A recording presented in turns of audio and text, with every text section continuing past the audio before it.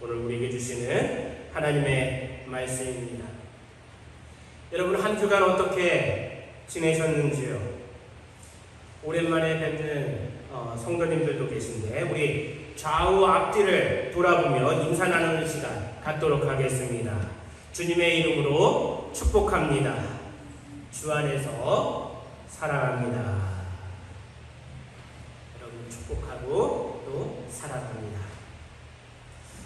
오늘 본문 말씀 성경 봉독 차례가 양숙자 권사님이신데 지금 양숙자 권사님이 출타하셔서 다음 주에나 이제 돌아오시게 됩니다. 그래서 오늘 제가 대신해서 봉독하였습니다.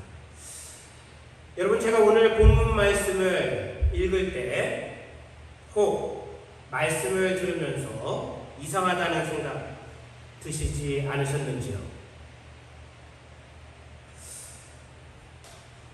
제가 지난주 도피라고 하는 제목으로 말씀을 증거하였습니다.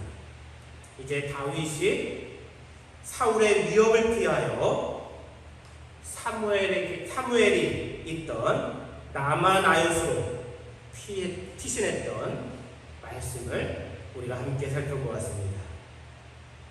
오늘 본문은 그에 이어지는 말씀인데 1절 말씀에서 다윗이 라마나요스에서 도망하여 와서라는 구절로 시작하고 있습니다.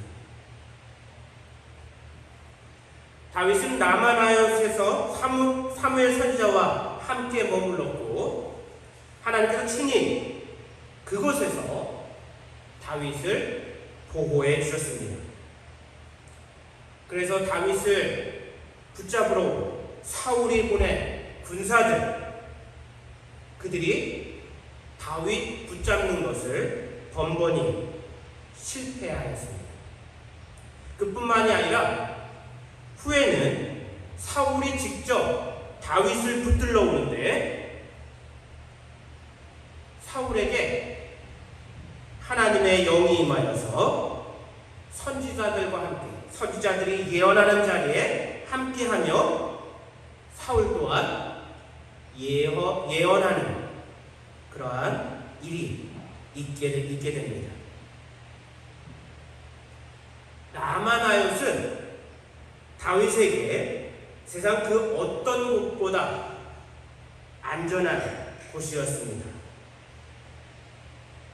그럼에도 불구하고 다윗은 오늘 말씀에서 라마나요스를 떠나 다른 장소로 이동하였습니다. 그렇다면 다윗은 왜 라마나요스에 계속 머물지 않고 떠난 것일까요?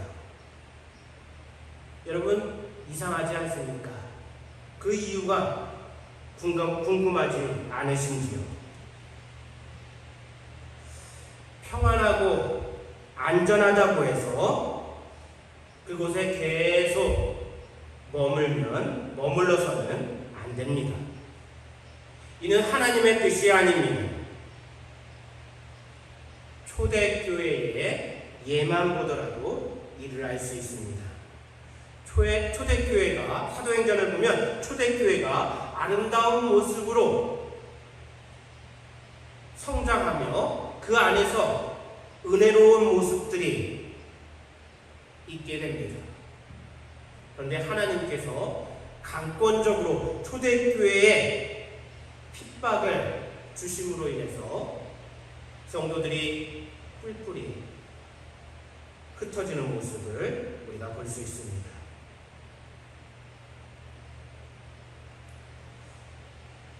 다윗이 라마나요스를 떠나 간 곳은 요나단이 있는 곳이었습니다. 다윗은 요나단을 찾아갔습니다.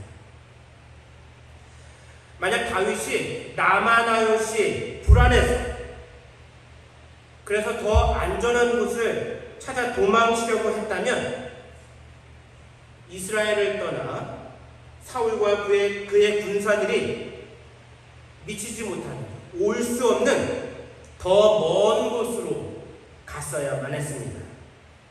그런데 다윗은 오히려 사울에게 더 가깝고 붙잡힐 수 있는 요나단에게로 갔습니다. 여기서 우리는 다윗이 나마나웃으로 떠난 이유가 단지 안전을 위해서가 아닌 요나단을 만나기 위해서임을 알 수 있습니다. 이것 말고는 우리는 성경에서 다른 이유를 찾을 수가 없습니다. 위험을 무릅쓰고 요나단을 찾아간 것을 보면 그 이유는 더욱 명확해집니다. 그렇다면 다윗은 왜 요나단을 찾아갔을까요? 다윗이 요나단에게 가서 한 것은 무엇인가요? 그것은 뭔가 특별한 것이 아니었습니다. 어쩜 시시하게 생각될 수도 있는 것입니다. 그것은 요나단과의 이야기를 나눈 것이었습니다. 목숨을 걸고 찾아가서 한 것 치고는 너무나도 어이가 없는 일이었습니다. 하지만 사무엘상 20장은 오늘 본문을 포함해서 다윗과 요나단의 대화로 대부분 채워져 있습니다. 먼저 한 가지 분명한 사실은 다윗과 요나단의 관계가 깊은 우정과 신뢰 가운데 있었다고 하는 것입니다.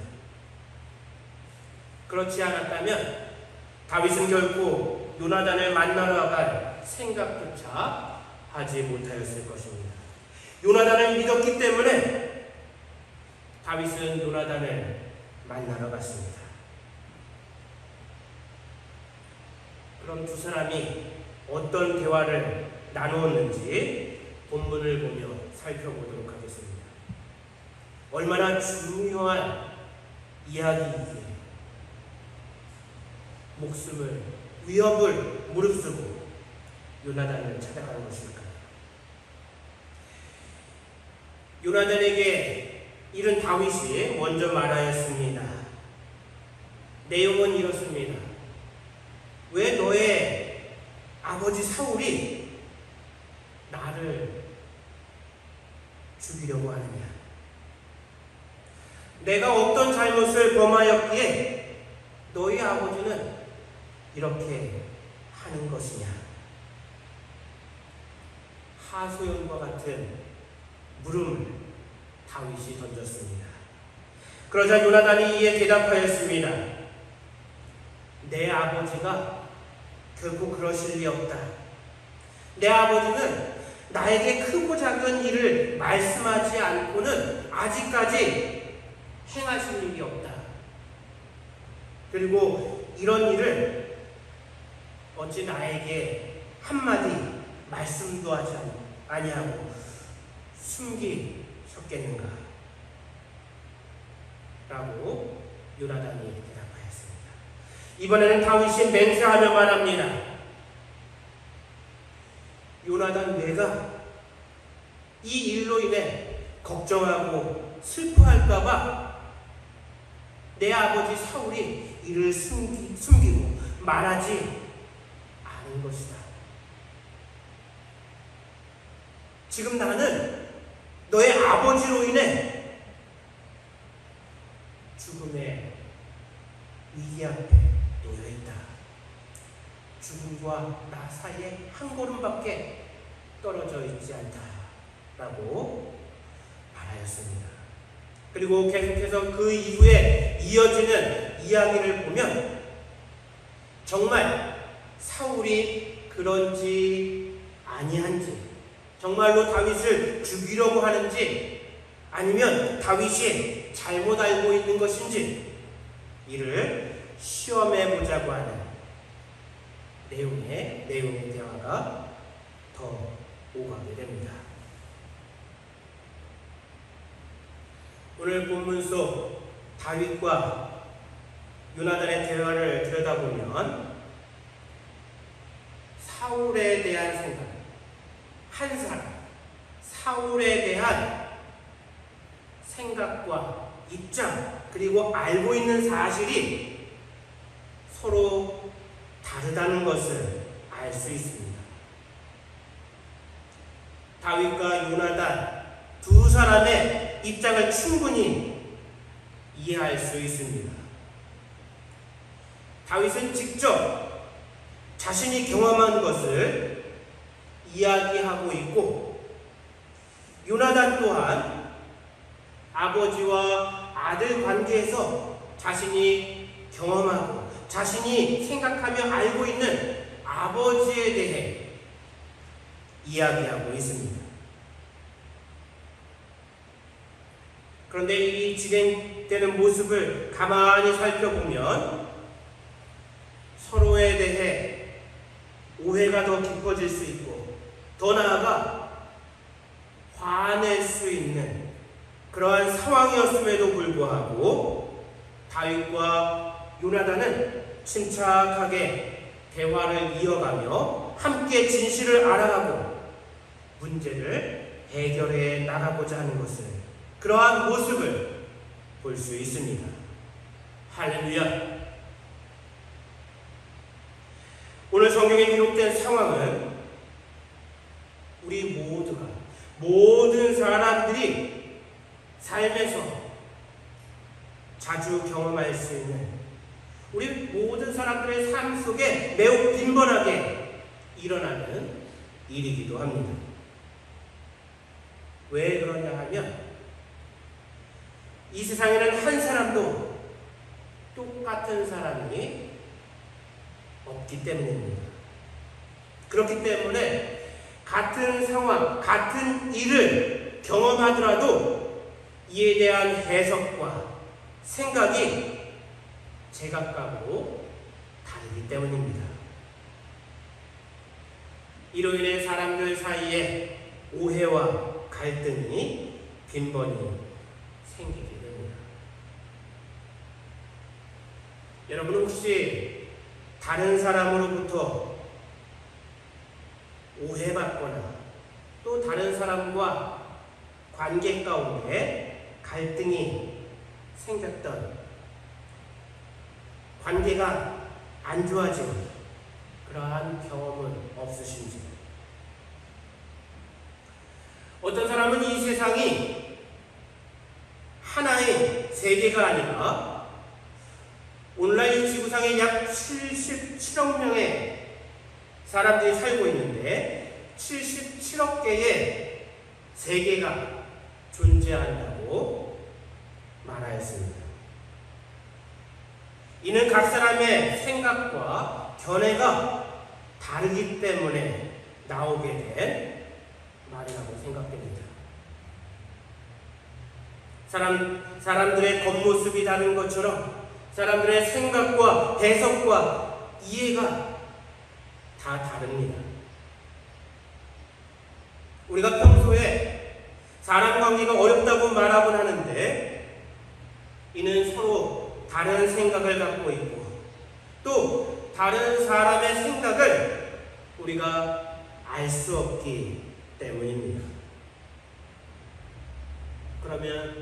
그렇다면 다윗과 요나단은 서로 오해할 수 있는 상황에서 더 갈등의 골이 깊어질 수 있는 그러한 상황에서 어떻게 침착하게 해결책을 찾아갈 수 있었을까요? 우선 앞에서도 말씀드린 것처럼 이들의 관계에는 사랑과 신뢰가 그 밑에 깔려 있었습니다. 사랑하고 믿었기 때문에 다윗은 요나단에게 찾아가 사실을 말할 용기를 낼 수 있었습니다. 요나단 또한 아버지에 대한 좋지 않은 이야기를 들으면서 오해하지 않고 이를 인내하며 들을 수 있었습니다. 서로에 대한 사랑과 신뢰가 없었다면 결코 대화조차 시작되지 못하였을 것입니다. 자, 그렇다면 여러분은 대화할 때 어떠신가요? 대화를 통해 문제를 해결해 나가는 편이신가요? 아니면 오히려 문제를 더 크게 만드시는 편인가요? 문제를 해결하려고 용기를 내서 기껏 대화를 시작했는데 오히려 문제는 해결되지 않고 싸움으로 끝나고 관계의 골이 더 깊어졌던 경험은 없으신지요? 사실 저도 대화를 잘하는 편이 아닙니다. 저의 성격 때문이기도 하고, 아무튼 저의 생각을 말로 표현한다는 것이 쉽지 않습니다. 때로는 대화를 마치고 뒤늦게 후회한 적도 많이 있습니다. 그렇기 때문에 오늘 본문에 근거하여 말씀드리면, 대화를 잘 하려면 먼저 첫 번째, 우리가 사실만을 말해야 합니다. 자신의 생각, 자신의 해석을 이야기하면, 그것만을 주장하면 오해가 생길 수 있습니다. 컵에 물이 반이 담겨 있습니다. 어떤 사람은 이를 보고 물이 반밖에 없다고 생각합니다. 또 어떤 사람은 물이 반이나 컵에 담겨 있다고 생각하기도 합니다. 두 사람이 자신의 생각만을 고집하고 이야기한다면 어떤 일이 벌어질까요? 여기서 많다, 적다는 주관적인 생각입니다. 주관적인 생각은 사람마다 다 다르기 때문에 좁혀지기가 어렵습니다. 참으로 문제 해결을 바란다면 사실만을 말하고 거기에서 멈춰야 합니다. 컵 이야기로 다시 돌아가 보면 여기서 객관적인 사실은 물이 컵에 반 있다고 하는 것입니다. 이는 누가 봐도 동일하게 인정하는 사실입니다. 본문에서도 다윗도 요나단도 자신이 아는 사실만 이야기하는 것을 볼 수 있습니다. 두 번째는 감정이 앞서지 않도록 조심해야 합니다. 감정이 앞서면 이성적으로 생각하고 판단하는 것에 문제가 생길 수 있습니다. 하지만 이러한 것이 결코 쉬운 일은 아니죠. 그렇다고 해서 감정이 나쁘다고 말씀드리는 것은 아닙니다. 그럼에도 불구하고 감정이 앞서면, 대화에서 감정이 앞서면 문제를 객관적으로 보고 이성적으로 판단하기가 어렵게 됩니다. 만약 다윗이 자신의 상황에 분노하며 요나단을 찾아갔다면 어땠을까요? 반대로 다윗의 이야기를 듣고 요나단이 불같이 화를 냈다면 또 상황은 어땠을까요? 감정이 앞서면 올바른 대화를 회방할 수 있습니다. 그렇기 때문에 이야기할 때, 대화할 때 감정이 앞서지 않도록 조심하고 유의해야 합니다. 이제 마지막으로 상대방의 이야기를 다 들어야 하며 말보다 행동이 앞서면 안 됩니다. 여기에는 인내가 필요합니다. 자신이 하고 싶은 말만 해서는 대화가 될 수 없습니다. 상대방의 이야기도 들어줄 수 있어야 합니다. 대화를 잘하기 위해서는 말하는 것보다 듣는 것을 잘해야 합니다. 그런가 하면 행동이 앞서지 않도록 조심해야 합니다. 사람이 자신을 표현하는 방법에는 두 가지가 있습니다. 첫 번째는 말이고 두 번째는 행동입니다. 우리는 말과 행동을 통해 나를 표현하고 내 안에 담겨진 생각을 겉으로 드러내곤 합니다. 그런데 대화할 때에는 말로써 차분히 그 사실을 전달할 수 있어야 합니다. 그리고 대화가 끝나고 결론이 나면 이때 행동으로 이를 옮겨야 합니다. 충분한 대화 없이 행동부터 하면 실수하기 쉽고 상대방의 뜻과는 다른 잘못을 범할 수도 있습니다. 오늘 본문에서 다윗과 요나단은 대화를 통해 문제를 해결하고 서로의 뜻을 모아 행동으로 이어가는 것을 볼 수 있습니다. 오늘 본문을 통해 우리는 다윗과 요나단이 대화로서 진실을 찾아가고 문제를 해결해 나가는 말씀을 보았습니다. 참으로 귀한 모습이며 이러한 모습과 방법을 우리 성도들이 배우고 닮아가야 합니다. 이는 우리의 믿음의 선진들을 통해 우리에게 주시는 하나님의 가르침이며 교훈이기 때문입니다. 이러한 모습을 통해 우리들 또한 세상의 본이 되며 또한 하나님의 영광을 드러낼 수 있습니다.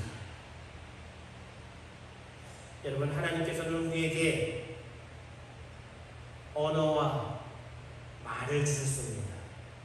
하나님께서 이를 우리에게 주신 것은 다른 동물들과 달리 사람들이 복되고 아름다운 삶을 살게 하시기 위해서입니다. 하나님께서 허락하신 유용하고 귀한 능력을 우리는 아름답게 사용할 수 있어야 합니다.